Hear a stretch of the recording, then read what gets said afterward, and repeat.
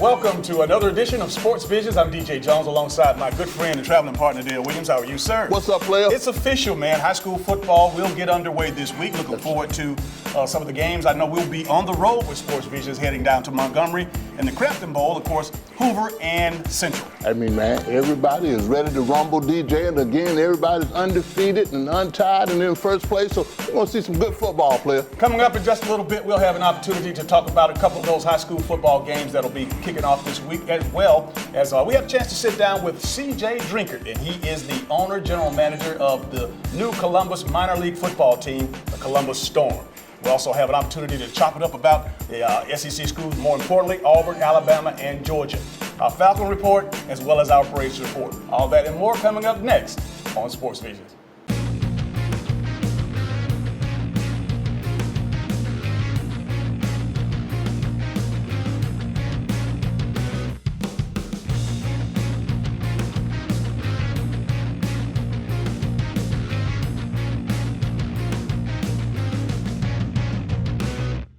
For all of your tire and service needs, be sure to visit Complete Tire and Service, 3109 Victory Drive in Columbus. For your convenience, we have a 20,000 square foot state-of-the-art building, premium environment to the customer. For workstations, Wi-Fi, we carry Bridgestone, Firestone, Falcon, and Continental. Our managers have over 125 combined years in the industry. We have 24/7 commercial roadside assistance, DOT inspections, complete automotive services. Our phone number is 706-940-0982. Be sure to visit Complete Tire and Service, 706-940-0982. Welcome to Moe's!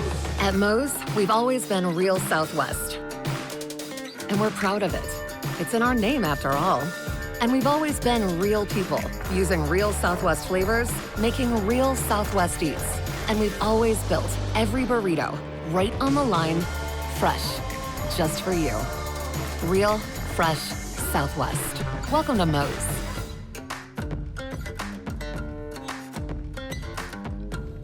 Welcome back to Sports Visions, Dale. I know last week we had an opportunity to introduce Coach Wallace Davis, the living legend, and I know that he introduced his book, and I want to be the first one on the job to say that we are going to help Coach promote his book. We're going to have our Academy Sports and Outdoors against the Heritage Bowl that will feature Carver and Spencer, and it's going to be in the second week of the season, not this week, but I also want to let everybody out there know that we're going to do pre-sales right there at our tent. I mean, really, it's a great opportunity for us to just, for Coach Davis to sign his book. People come in, sign the book, see what's going on with this book. I'm really, really excited about the book, DJ. I think I'll see everything in a new perspective for as Coach Davis is concerned. But really, just taking the opportunity, DJ, to help promote someone that promoted several people in the community. 40 years in the high school game, and of course having this centered around a high school football game, I think is only setting.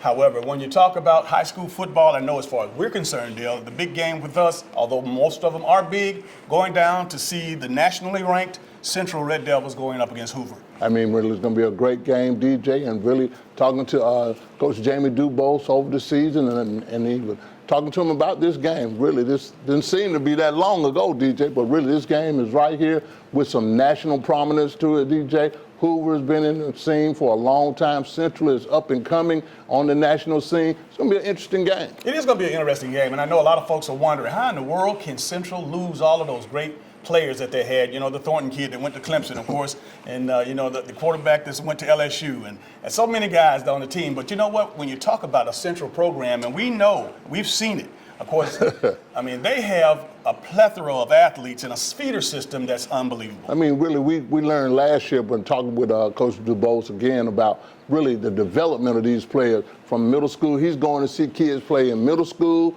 The freshman team has a game. The JV team has a game. So really, these kids over here in Phoenix City and playing for Central, they always are getting developed, DJ, and that makes for a great program. I know that a lot of attention has been brought on to Central by, of course, the aggressiveness of Coach Dubose and not being afraid to play outside of, get outside of the box. And that's right. When you talk about being the best, you got to beat the best. And, going up against Hoover in this kickoff classic, and then the next week going to play Cedar Grove, Dale, I mean, that's not a joke. It's not a joke, DJ, and really their schedule, they have a national prominent type of schedule, DJ. They win most of these games. Hey, they're going to be right there in there. They'll be definitely in the top 10 in the whole country that we're talking about.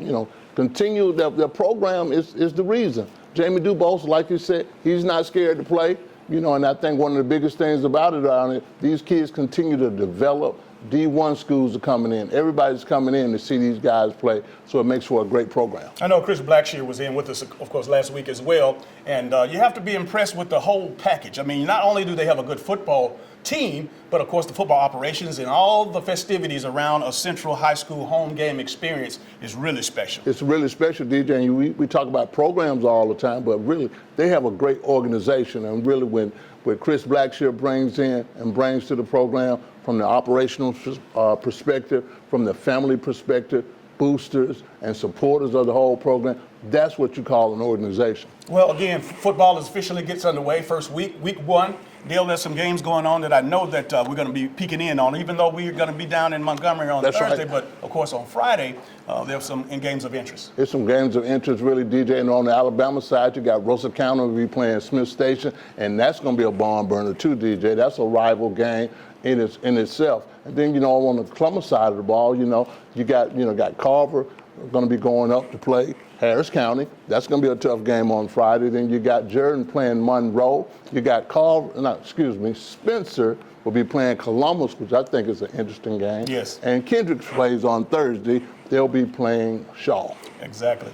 Looking forward to, of course, bringing you high school football coverage. Of course, you all know at the end of the year is a very special time, and I don't think it's too early to let you know what to expect. But the second Thursday in December, we have the Sports Vision's High School Football Player of the Year Awards. And again, we recognize the top 50, 60 high school football players in East Alabama and West Central Georgia, along with 26 of the top coaches and all of the coaches that are in our viewing area. DJ, and when we talked about goals and stuff, and I think every football player, write this down. This should be one of your goals, to be in attendance of this every year for the Sports Vision High School Football Luncheon. If you're playing, you'll be there. And I think really the coaches will recognize you, but I think one of the biggest things about write that down on your goal list after all your championship games. All right, good luck to everybody. Everybody is, at this point, 0-0, undefeated. Football is on and popping. We'll be right back after this. The Black College Football Hall of Fame now lives in Canton, Ohio. To celebrate its new home at the Pro Football Hall of Fame, the Kickoff Classic will take place September 1st at Tom Benson Hall of Fame Stadium from 3:30 to 7, with the Morehouse Maroon Tigers taking on Gold Jacket John Stallworth's Alabama A&M Bulldogs. Yeah, it's unbelievable, and it's a great experience, great opportunity to go to the Hall of Fame, and then we're going to bring our band, they're going to bring their band, and this is going to be a big old show and a great football game. Coach Saban convinced us. We're committing to Aflac. Why Aflac? Because health insurance doesn't always pay at all. Aflac! After surgery, we had extra bills, follow-up visits, deductibles. We thought health insurance had us covered for everything, but it didn't. Aflac gives you money directly to help you with those things. I want to thank my wife, my mom, the duck. Get help with expenses health insurance doesn't cover. Get to know us at Aflac.com. Welcome back to Sports Vision's Dale. SEC football is what, of course, that's what we're all about. And again, when you talk about what's happening with the teams that we like to cover and you like us to talk about, when Auburn, Alabama, and Georgia. Let's start with the Auburn Tigers. They broke camp last Sunday, and I know that a lot of people thought that Gus Malzahn would have, at this point, decided who his starting quarterback was, but that didn't happen. It didn't happen, DJ, and I don't expect it to happen. I think really you go into the game with who you feel good with, and I think the Joey Gatewood piece has been great.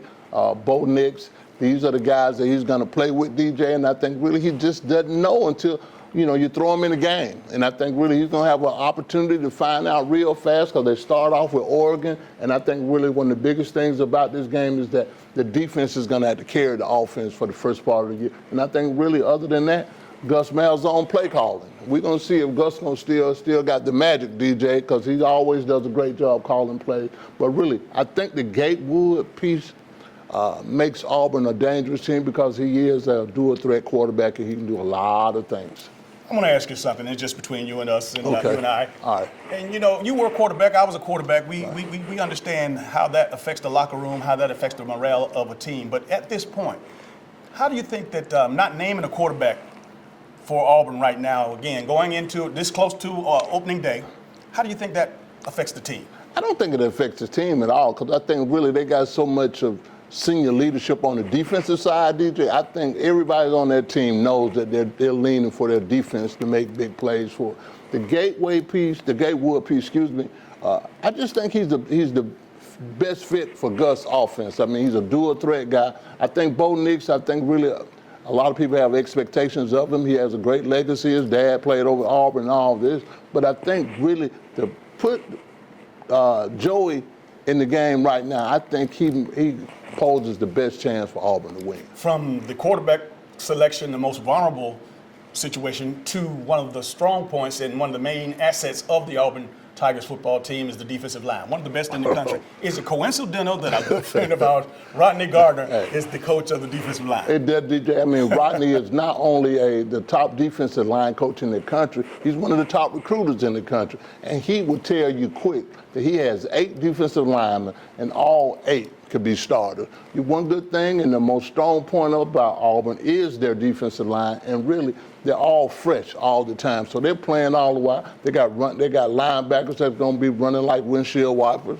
They can go from sideline to sideline, and they got a great secondary. So Auburn's defense is powerful enough, DJ, to carry them. But really big plays on defense, it's going to be very important on how they do on offense. All right, let's take it up to Tuscaloosa, where the Alabama Crimson Tide, obviously, there's a lot of questioning going on there. Not the fact that they're still one of the top teams in the country, but are, in fact, they're still the #1 team in the country. But, going up against the Duke in the Chick-fil-A Kickoff Classic. Now, I know that Duke doesn't scare a lot of people in the Alabama nation. However, I think that it's a good stage to kick it off, and I'm looking forward to seeing it. I think it's going to be an interesting game because really Duke and then Coach Cutcliffe, he does David Cutcliffe does a great job having offensive schemes, and he can cause them plays. But I think Tua and his receiving corps is probably the best receiving corps in the whole country at this time. And I think really other than that, DJ, I think Alabama's going to be Alabama, and they're just fine-tuned, and they really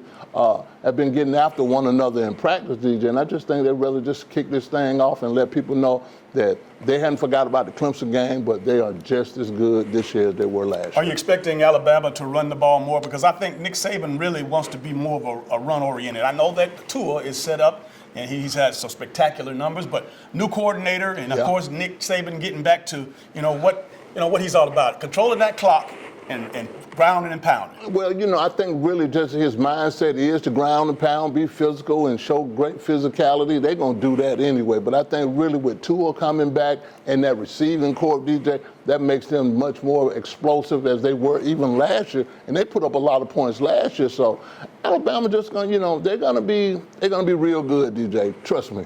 Keep an eye out for Judy and Tua. Those two very special. Now, again, when you talk about Alabama, and I know that they've taken their brunt over the last off season, in particular since losing to Clemson in the national championship game. But I think that Coach Saban, and again, he has a lot of wisdom and knowledge. I think he's found a way to use that against them. They're going to come out with a chip on their shoulder. Yeah, I think really that's all their whole, all through preseason and all through the spring and the summer. He's been really reminding them of that Clemson game, and everybody else is also. And I think really just from a physical standpoint and all the 5 stars and all the young players that we don't know, they are really anxious to play also because they want people to know that, hey, we're still going to be good. You might not know my name, but we're still going to be good. Lastly, as far as Alabama's concerned, this probably will be the best coaching job ever for Coach Saban because he's lost more coaches and coordinators this offseason than he has since he's been there. Now, how do you think that's going to affect him? It doesn't affect him at all, DJ, because really one of the good things about Nick Saban, he's going to hire good people. He's going to hire people that blend into his system already. They're going to, like I said, the Bill Battle question, How do Alabama becomes good all the time? Because really, they hire good people. They have good people. And the best thing about it, Nick Saban has a system. So he's going to get people that fits into his system. So the coaching piece, it never bothers Nick Saban and the Alabama Crimson Tide. All right, let's go up to Athens where Kirby Smart and the Georgia Bulldogs are. Everybody said, everybody's, including me, expecting them to be there at the end. Of course, winning the SEC championship as well as having an opportunity to win the national championship deal. The passion is there. Kirby has his players all in order. I mean, this is his team. That's Jake right. Fromm, this is his team in year 3, although he won the starting job the previous 2 years. No competition. Jake Fromm is cool, calm, and collect. Swift, of course, is going to be a Heisman Trophy candidate, not just one of the best running backs in the SEC, one of the best in the nation. Well, I think really they're solid on offense, DJ, and I think one of the big thing about that is that because they can run the ball, just like you said, they got a quarterback that can manage the game, don't turn over the ball a lot. The receiving piece, they got a slew of receivers, DJ, and I can't wait to see some of those game breakers. I've been hearing a lot about the George Pickens kids out of Hoover. That's going to be he's a game breaker. And I think one of the big thing about that, you had players last year at receiver. So it's going to be very interesting in that respect, but really, I think they're going to ground and pound. They're going to run the ball. You got DeAndre Swift. They got one of the largest offensive lines in college football. So I know Kirby, he's going to show off his physicality. He wants to be able to, guys, run the football, but I think really that's going to help also because it keeps the defense off the field. Now, we just talked about Coach Saban and having to replace coordinators and a lot of other coaches.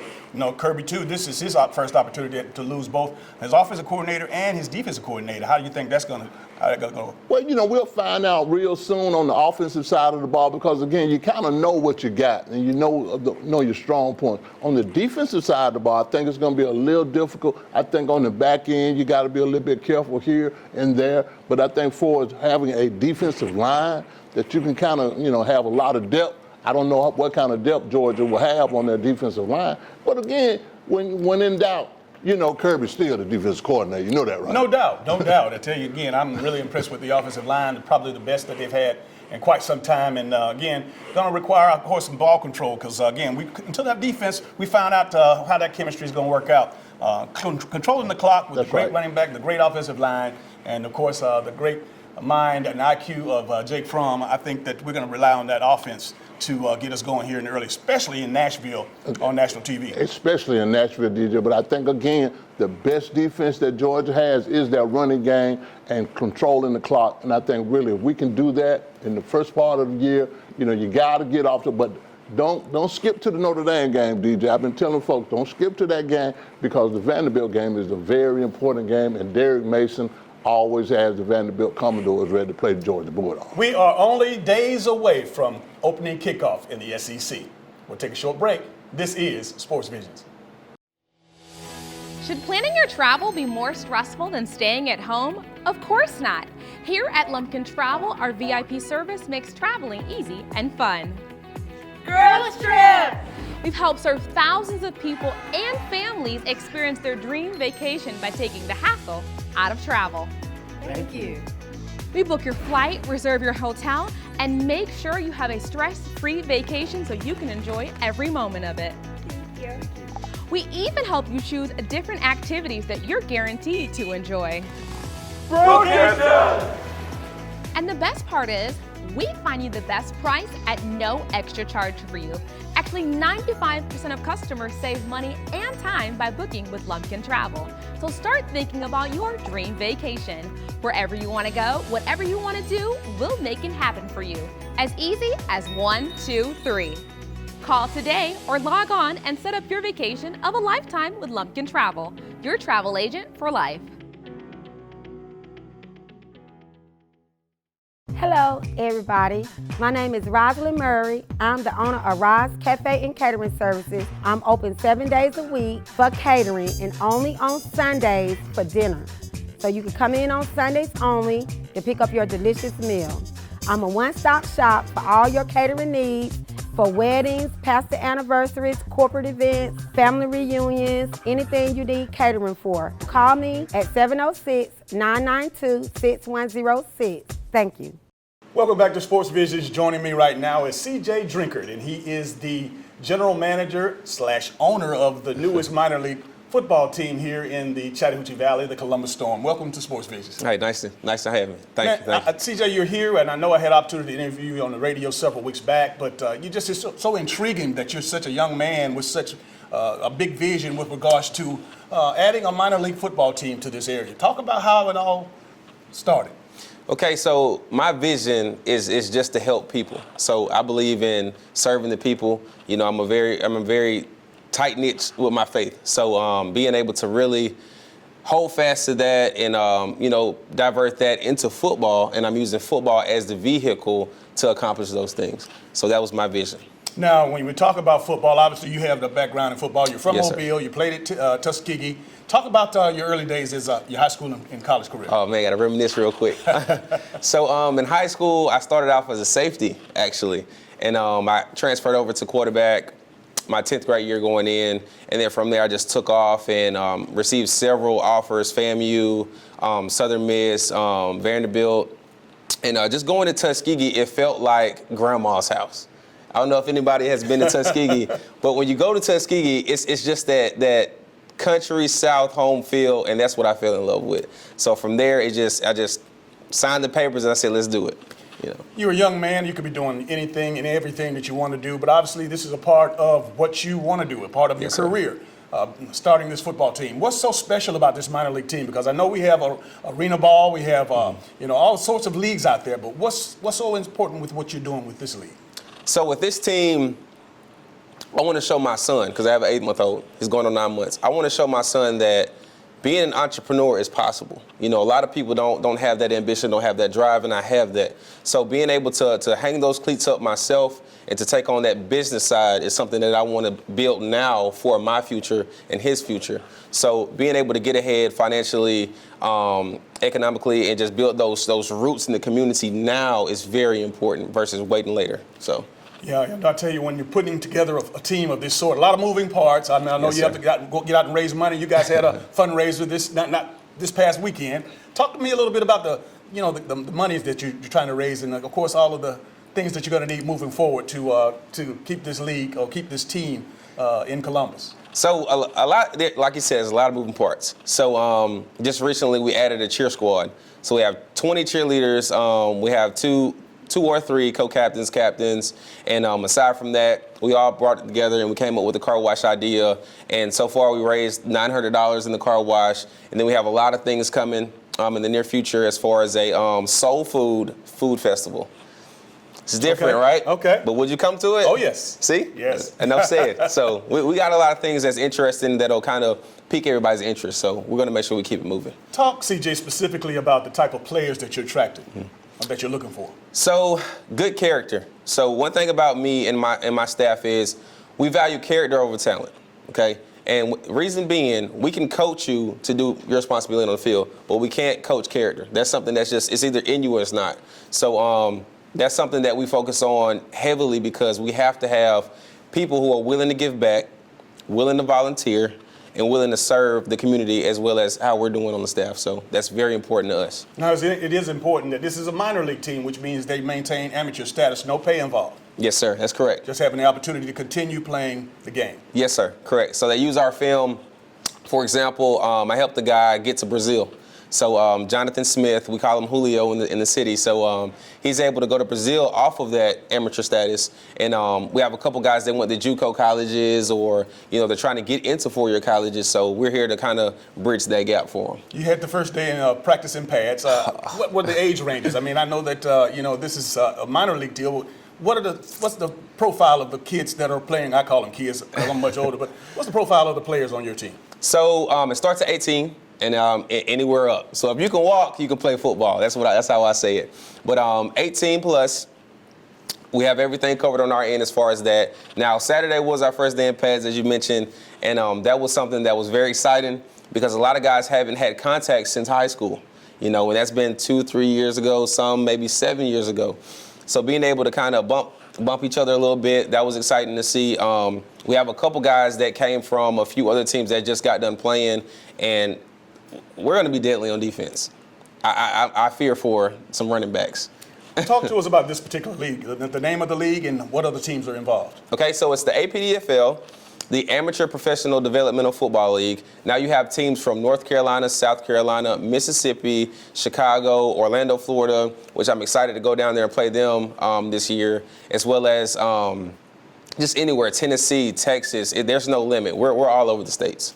So is it too late for a player, a baller, to get in touch with you? How does that work? Who do they contact? So if anybody's interested in playing, go to www.columbusstorm.com and you can fill out the participation waiver there. And then from there, we'll contact you within 24 hours. I kind of man that page, so I really get back to people quick within the next hour, and then we'll set up an interview. We go through a whole interview process so we can get to know you as a person, because I care about you as a man first. Not a player, but as a man first. And then we'll go from there. Who are some of the top local prospects that you have on your team currently? Whew, you put me on the spot here. Marquis Hawkins, Carver High School grad. He also went to Florida Gators. Went to Florida Gators. Okay. Artemis Samuel, Mississippi State. Yes. Also Carver High School. Cedric Johnson, he's our left tackle, right tackle. He can play both. We have a lot of guys. Fitzgerald, Spencer, Scott Davis. Scott Davis came out of Jordan. Am I saying that right? Yes, you are. Okay, sorry. I said Jordan, and I almost got chewed out in Walmart, so I apologize for people who went to Jordan. Okay, there we go, Jordan. Yes. But we have a lot of guys from Spencer, Carver High School, Central High School, Smith Station. Tay Buggs, he came from Smith Station, he's quarterback. He also went to college as well. We have Tavarsky Davis, who went to Spencer and also went to Lincoln University. So we have a lot of collegiate experience, so I'm very excited. Okay, just a couple of minutes left. Go ahead and give us the elevator speech to the folks out there in Sports Vision Nation. Okay, Columbus Storm. You do not want to miss it, okay? So we're very big on character, so you know what we're bringing to the city. Home games will be played at Central Stadium. It's Garrett Harris Stadium for people who may not be familiar with that area. It's off Stadium Drive.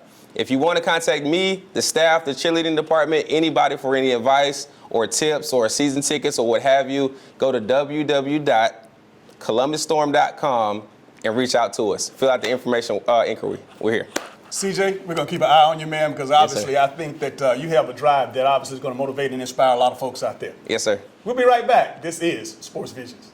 E&S Men's Clothing Warehouse has been your most trusted name in men's fashion for more than 50 years. We've offered the area's best selection of top quality, name brand suits, accessories, and casual wear at the most competitive prices around. Customer service is our top priority. We're the professionals generations have trusted for the best quality and absolutely the best deals. We are E&S Men's Clothing Warehouse. We are simply the best.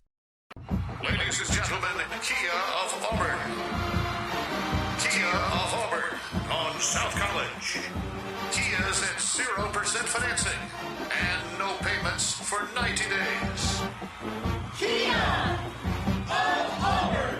Kia of Auburn. Kia of Auburn.com. This is Coach Pat Dye. At Kia of Auburn, you are always number one.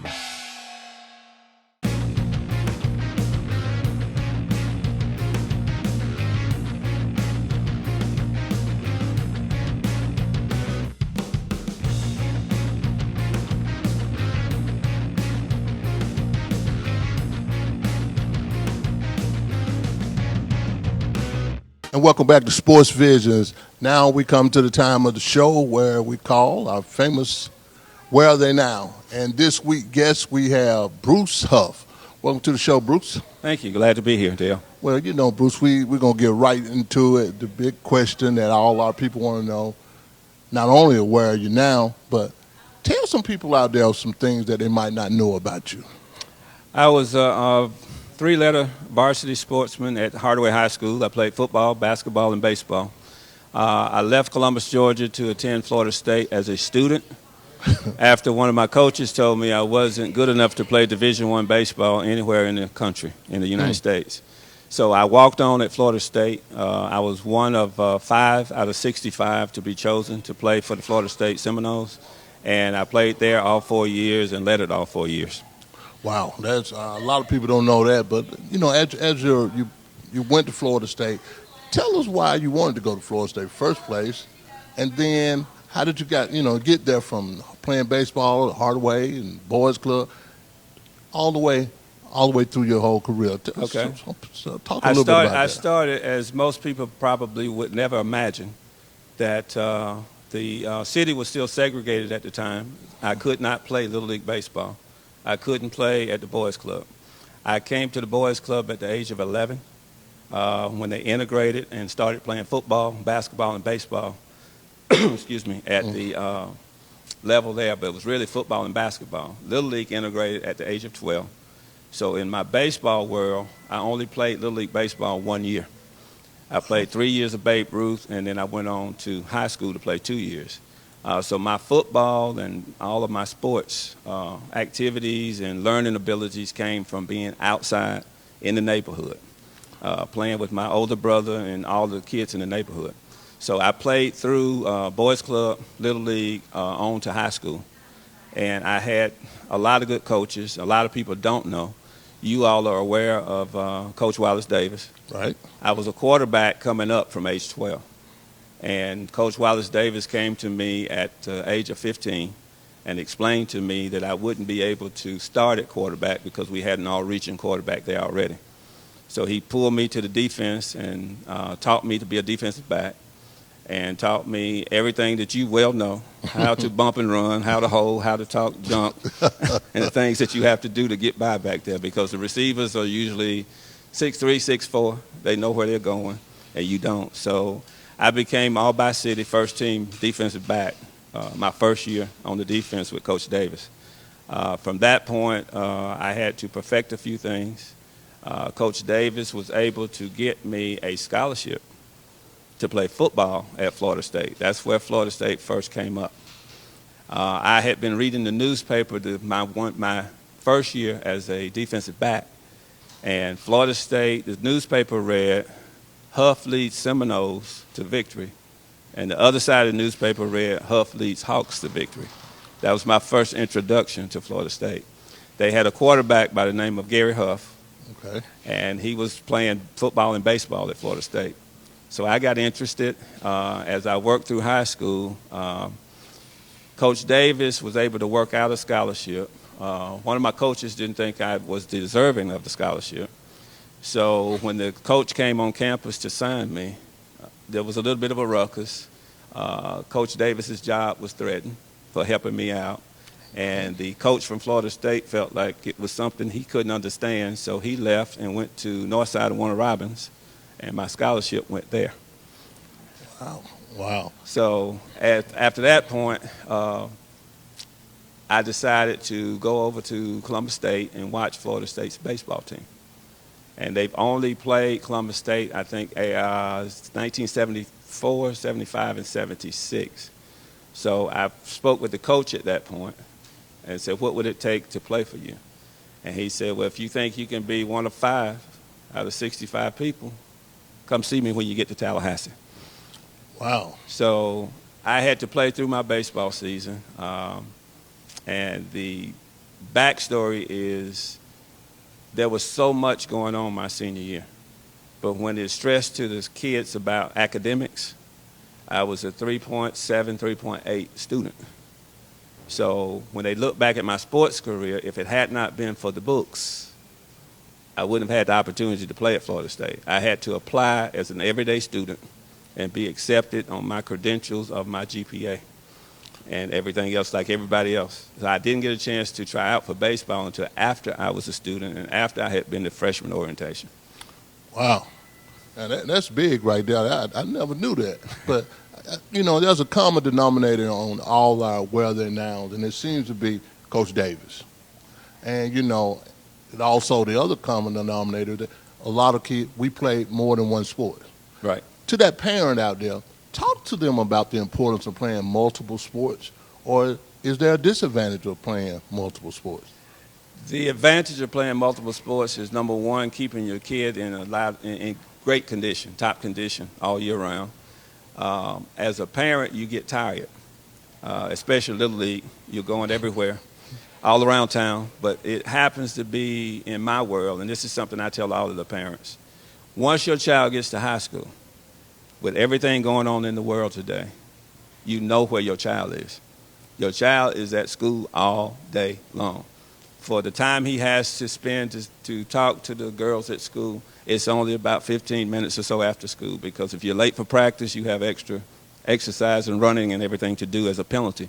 So to know that you can go to work and your child is happy, attending school, playing sports, in great condition, and you see your child all the way through to his senior year out of there. And it's something that as they move on to the next level, they're more conditioned to, because at the next level, as you well know, it's all day, basically. You go early in the morning to the weight room, you go to school all day, you come back to practice. Practice is 3 or 4 hours. So they have been conditioned from 2 or 3 sports for one sport at the next level. Okay, hold that point right there. When we come back, we'll talk about and let you know what is Bruce doing now. And welcome back to Sports Visions. And we're back with Bruce Huff in our segment of Where Are They Now? And Bruce, what are you doing right now? Tell everybody what you're doing right now. I am personally City Council representative for District 3 in Columbus, Georgia. I'm vice president at the Charles E. Huff's International Funeral Home, where I work side by side with my brother Charles. And it has been a long journey to this point. I have taken time to volunteer within the Columbus, Georgia area for the past 30 years or so. And back in 1990, I received a call about the political side of life to run for a state senate or the state house.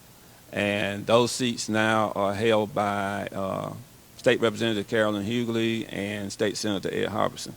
I had a call back then before they were talked to about running for the seat to choose one. And my daddy sat me down and told me I was not ready. I was basically too young, didn't have anything, and I needed to go out and work for a while because I would be gullible to all of the nuances of the world and yachts and plane trips and things of that nature. So he said, you're too young for this. So he said basically to me, if it was meant to be, it will be. So now he died 2 years later. I kept working, doing what I do. I worked with the Teen Achievers at Columbus State University for about 20 years. I worked with Little League Baseball here in Columbus for about 5 years as president. I've always been around the Little Leagues with my kids, playing all the sports here in town. So 20 years later, someone came to me about the political side of life and asked me, had I ever thought about being on city council? And at that point, I got involved, and that's where I am now with that part. My funeral home side, I ran from it for probably 15 years. I came back. I didn't want to go back to any more schools. I was a graduate of Florida State University. I told my dad, that's enough school. That's enough. So I did my apprenticeship for 2 years. I worked in the insurance industry. Was married and divorced after 6 years, no children, and was faced with bills as an individual. So I went to work for TSYS as a project analyst for 2 years. And at that time, my dad died, so I came back into the business with my brother. And in 1995, I had to go back to school for a year, which out of all the years, they say I chose the only year that they had over 300 exams for us to take that year. So I got through that, got state certified and nationally certified in 1996.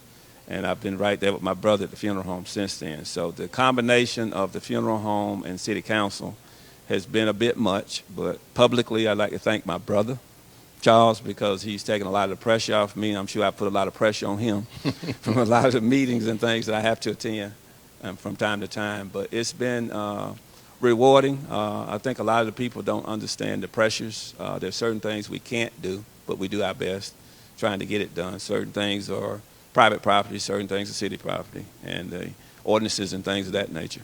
Well, you know, knowing your family and knowing all the community service that Mr. Huff did and your mom did and what Charles do now, you know, you all have always been involved in the community. And it's kind of funny that you're in politics because basically it seemed like you were being groomed and you didn't even know you were being groomed to be in politics. Even though your dad told you you weren't ready yet, but I could see, and I just knowing the family, I could see that he was grooming you for that time. Is one question if you knew some of the things that you know now, back then, what would you have changed back then? Or did you have any regrets growing up? Or what do you want? What you wish you could do right now that you didn't know that you could do?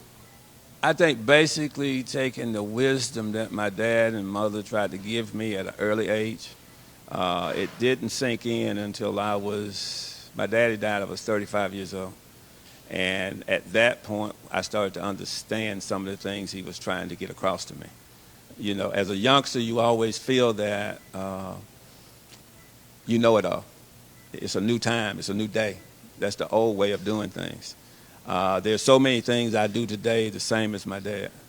It works. He used to say, you know, if the wheel's not broken, don't fix it. You know, don't create a new wheel. Don't create a new way of doing things. But in the wisdom side, my dad died in '92, my mom in 2000. And when my mother passed, my brothers and I got together. We left the house and we went to a restaurant and got us a little back space and we talked. And the conversation was, we were the little birds in the nest, and this is it. Nobody cares about you like your family, like your parents. So we are being pushed out of the nest, and you can fly or you can bump the ground.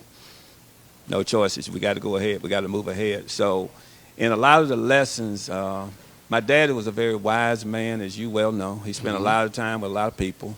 He worked in the backgrounds with the civil rights and everything when Martin Luther King was coming through. My mother had basically probably one of the first night schools at our house to try to get people their GED and things of that nature. She helped a lot of girls get through school because back then, being pregnant, they put you out of school. So she worked with some of the ladies to teach them how to keep their weight down and how to hide it so they would make graduation and get through school to move to the next level. And they went on to become teachers and everything else in the city. But it's been a lot of looking back to say, you know, if I had known about agents, would I have had a better shot at playing baseball? I went to camp with the Texas Rangers. I went 6 for 12 the first week, 3 out of 4 stolen bases, 3 assists. I only struck out 1 time, and I was the first one to get a pink slip to go home. So it didn't make sense to me. The only explanation was I was too old. So I was 22 years old, and I was too old. So when you look back at it, my daddy told me that I may never understand why, but looking at the fact that I had a minor ankle injury in college, he felt that one day maybe I would become the one that had to be drug dependent because they had put good drugs in me for painkillers to get through a pro career. And after that, I was going to have to figure out how to pay for it and keep the pain down. And looking back now, you know, he said, you may never get the right answer, but that's what I see. Maybe I was saved from something that I didn't see coming. Talent-wise, I had the talent, but life-wise, as far as the life lessons, sometimes it's just better to move on. I played semi-pro ball in Atlanta with the Yankees for a couple of years, and I came home and played in the old Georgia-Alabama League. And it was fun. It was fun, yeah. Where are they now? Bruce Huff, Now You Know. We'll be right back. Elevate the way you celebrate at Sky Zone. Have a party unlike any other. More laughs, more freedom, more action. This day belongs to you. It's your party, your way. Only at Sky Zone.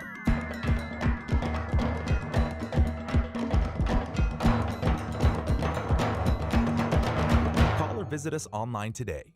We'll take care of the rest. Smoke in the sky and fire in the air. Desire burns between them.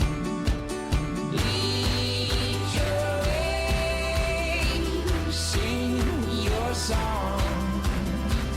Moving every day, going further on. No matter who you cheer for, we're all fans. Great tailgates start at Academy Sports and Outdoors. Right stuff, low price every day. Welcome back to Sports Visions. It's now time for our Atlanta Falcons report. And Dale, obviously, 3 weeks, 3 preseason games, not a victory yet. However, I'm not getting discouraged. I think that there's still plenty of time for us to right this ship, But we got to get back to some winning ways, man. We got to do that, DJ, because one of the big things about preseason is the games don't count, but they matter. And I think what I mean about what they matter, DJ, you got to change the culture. You got to win some games and stuff, but really, you got all the people that are coming back that are going to be ballers and players. Matt Ryan had a pretty good game against the Jets, 9 consecutive passes, completion. But one of the biggest things that kind of disturbed me, DJ, he still got sacked 3 times and had 9 hurries. So I'm like, okay, we got to improve that. We got to improve it, DJ. And you got to improve it. And again, offensive line is no better than it was when we started, although we thought we were in a position to get better. And now we still have time to get better, although there's some injuries. With all credit due, is that that's the reason why the line is still suspect. But I didn't like Matt getting hit so much, and that's part of the reason when you talk about playing your star players and in particular your quarterback, getting all these hits, 3 sacks, and then a couple of other additional hits that I wasn't comfortable with. Well, DJ, like I said, man, I think really, even when the cut's going to be, have 53 guys on your roster, I got to be heavy with offensive line people because I got to have some people in there that can play.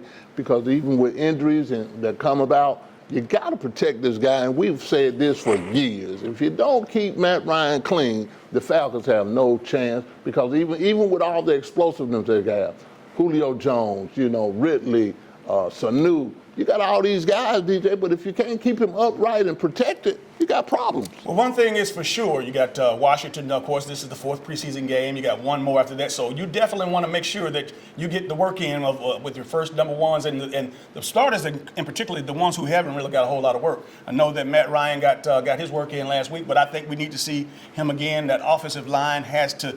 They have to gel, man. They have to come together because obviously that 5th preseason game for the Falcons, that's just a dress rehearsal. It is, DJ, and I think really what we're going to find out is that the offensive linemen, the number 1 offensive lineman, they're going to play a little bit more in these next 2 preseason games because you can't go into the first game of the year making those kind of mistakes, and you want to keep Matt Ryan clean. Some other intriguing stories around the training camp as far as the NFL is concerned.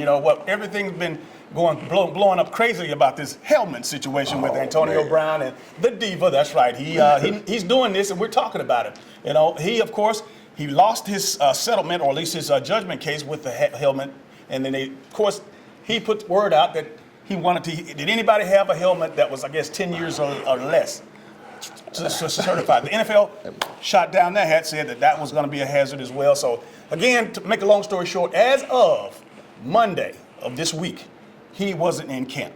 And I take the take about Stephen King, who's with Sports Illustrated, DJ. He basically said, because Mike Mayock, he is like pissed right now. Yes. He is like, and should be. Yes. And I think they have a 5-day clause that basically says that, okay, we're going to write this letter to Antonio Brown and let him know that he's not in camp in 5 days. We're going to put him on the inactive list. And then on that inactive list, DJ, no other team can contact this guy, and he doesn't get paid. So really, they don't stop playing with this dude in a minute, man. And really, man, let's start playing some football, man. Well, one thing that I do know is that Antonio Brown did not come up with a silver spoon in his mouth. He's earned the respect, the top producing receiver the last 6 years. I'm sure that he settled.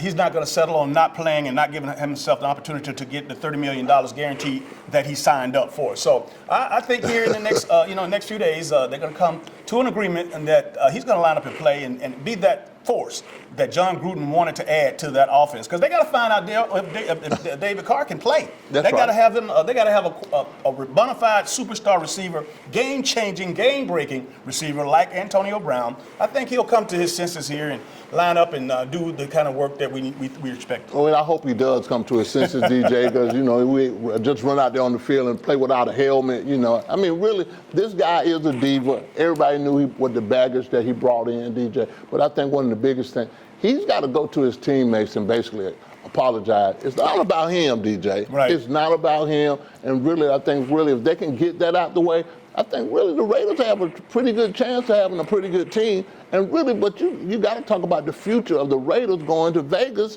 and you don't want to take this kind of baggage with you, man. I'm going to give you something that's a little bit more urgent than that. The Dallas Cowboys, as of right now, the taping of this show, Ezekiel Elliott is not in camp. I heard that rumors were that he was sighted on a plane headed back to Dallas, but understand his agent made reference to him just coming in to take care of a little business and heading back to Cabo. And down in Mexico, man, where his agent actually has a place, that's where he trains, and that's where he's going to be, because he's out of commission, out of sight, out of mind. But more importantly, I think the fact that it has been reported that Ezekiel Elliott is 10 pounds lighter than his playing weight, so that means that he's training and he's in decent conditioning. Well, he's going to be in condition, DJ, but I think one of the biggest things about, now, they're not playing checkers anymore. Jerry Jones and his boys, they're not playing checkers, they're playing chess, and I think really well, we're going to hold out.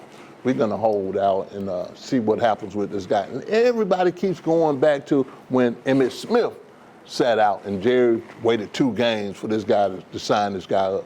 Well, he's not Emmitt Smith, but at the same time, DJ Jerry Jones and his son and their organization, they know they got to sign these other guys. The Dak Prescott piece is still in the wind. The Amari Cooper piece, that's still in the wind. But really, man, they have nothing if they don't sign Zach Prescott or Ezekiel Elliott. Tell you what, this is a name to remember, Tony Pollard.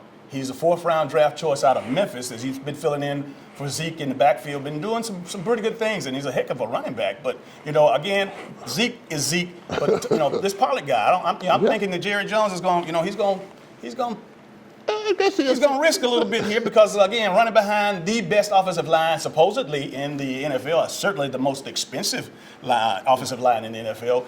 Pollard, it's going to be interesting to see what happens. Well, really it's going to be interesting because really right now he is the number 1 guy and he's been having some great games, DJ, but the only flaw that he has, he doesn't pick up pass protection pretty good. So that's going to be the other thing, but really you got to keep that protected. But running the ball, they got the best offensive line in football. So, really they can block and, me and you can run through some of the holes, DJ. Speak for yourself. I can cut through a couple of them, but really, man, I think really, man, they got to get this thing done. With success comes problems like this, DJ. And the Dallas Cowboys worth $5 billion, DJ, but they got problems.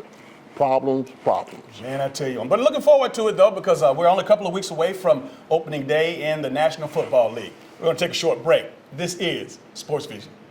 Hello, everybody. I'm DJ Jones. You might know me from my athletic career at Carver High School, University of Georgia, or my sports broadcasting career. I know a lot of people. But when it comes to an attorney I trust, I call Forrest B. Johnson. I'm Forrest Johnson of Forrest B. Johnson & Associates. And I want to let you know how proud we are to be a part of your community, a part of the Columbus community and the Phoenix, Alabama community. Consider us first. When you or any member of your family has been involved in an automobile accident, remember, Car Wreck, get a check. Call now, 706-223-5380.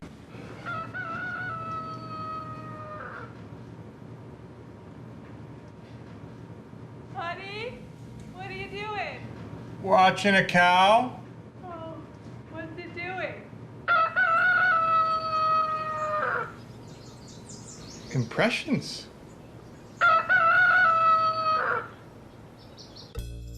Power up your morning with a new 300-calorie egg white grill. Only at Chick-fil-A. Welcome back to Sports Visions, Dale. I tell you, man, it's getting a little late in the hour. However, the National League East is still... the Braves are still doing their thing. It's time for our Braves report. And you know what? I was kind of shocked the other day, but at the same time, we've been talking about these young players all season long. And Brian Snitker has done a tremendous job. And again, what we found out, though, the other day, and of course, he had to bench Acuna. He stood in the box looking at the play, looking at his home run. He thought it was going to be his 36th home run. However, it didn't go over the wall, and he didn't make it to first base. Well, DJ, first of all, I applaud Brian Snitker for doing that because you got to do it. Yes. I mean, really, when you don't run out a hit, I don't care what kind of hit it is, if you don't run out, that's just automatic. Right. You coming out the game. And I think the way, he probably didn't know what he was telling me because he got an interpreter, DJ. Yes. But they brought him out of the game, and I think really it showed a sign to everybody on the team that no one is bigger than the team. That's right. So I agree with that part right there. But what I'm very happy to say, DJ, is that the Atlanta Braves beat the LA Dodgers in a series for the first time in 6 years. And the way they did it, man, they did it, playoff ready. I mean, even the bullpen saved the game, DJ. So really, I think really for us, them hitting the ball, coming back from behind, using some of the young prospects to win the game, the Braves are on tap to do some great things. And they're 5 games up on the Nats. I want to use a teaching moment from the Acuna benching when, again, Snicker, that was just admirable for him to make that statement. But one thing that you have to understand when you're playing team sports, that name on the front of your jersey is bigger than the name on the back of your jersey. So you're a team first. That's right. And, of course, by Acuna not running out that potential double, possible triple, only ended up with a single. You know what? I think it was a wake-up call, and it was something that's gonna. Acuna did not even have a problem with it. No. He knew what he did was wrong, so that tells me that this kid is really a good kid. He's not just a talented player, just doesn't care about anybody but himself. And really, DJ, the best thing about it that I thought, even after the benching, everybody on the team, it wasn't no big deal because you know the rules and you've been trained that way. And I think one of the biggest things about it, and again, hats off to Brian Snicker in the sense that, hey, he runs a tight ship. He's a good coach. He's a player's coach. Players didn't have a problem with it, DJ, even when he takes them out or sends them back down to, to Gwinnett. I mean, really, these players love to play for this guy. Absolutely, and again, they're fun to watch as well. And I know that the folks that had a chance to go out to SunTrust Park this year, man, I know that they're banking on the Braves not just going to the playoffs, but going deep into the playoffs. Deep into the playoffs, DJ, and really you can tell, this weekend, the Braves drew 150,000 people in 3 games, the Dodger series. Incredible. They've already went over 2 million fans this year, so that has been real big. Everybody's excited about the Atlanta Braves at SunTrust Park. The whole state of Georgia is on fire for the Braves. I think really I am on fire for the Atlanta Braves. I like watching the Braves, and really one of the biggest things about it is that they are 5.5 games up on the Nats. They're 9 games up on the Phillies and 9 games up on the Mets. So if they continue to win series, they don't have to win every game, DJ. Just win the series. So the closers that we bought a few weeks back, they're starting to pay dividends. They're paying dividends. But Sean Green, he redeemed himself, DJ. Sean Green, Kevin Martin, and what's one other guy? Melishawn. Okay. They came in, DJ. They did their thing this weekend and against some great bats. The LA Dodgers are not going anywhere, but they can hit the baseball, DJ. All right. We'll take a short break. This is Sports Visions. For the best in local, regional, and national sports, tune into the new hour-long Sports Visions TV show, airing Thursday nights at 8 p.m. Eastern on East Alabama Cable's CTV Beam, Channel 207, and worldwide on YouTube TV. Join your hometown sports guys, DJ Jones and Dale Williams, for the hottest sports talk show in town, Sports Visions Radio Show, airing Mondays and Thursdays from 4 p.m. to 6 p.m. on WRCG 92.1 FM. Don't forget to download our free app from your smartphone's app store and follow us on Instagram at Sports Visions TV and on Facebook at Sports Visions TV Show.